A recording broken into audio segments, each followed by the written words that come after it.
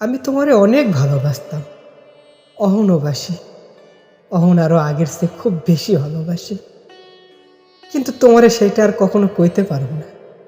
মানুষের গাছ কাটা দেখছো না, একটা আস্ত গাছরে মানুষ গোড়া থেকে কাইটটা ফেলে, এরপর সেই গাছ দিয়ে আসবাবপত্র, ফার্নিচার, এমনকি আস্ত একটা ঘর বানায় ফেলে। কিন্তু জানো কি, ওই গাছ থেকে না মানুষ আর কখনো অন্য একটা গাছ তৈরি করতে পারে না। ঠিক তেমনই তুমি আমারে খুব যত্ন কইরা গোড়া থেকে কাইটে দিছ।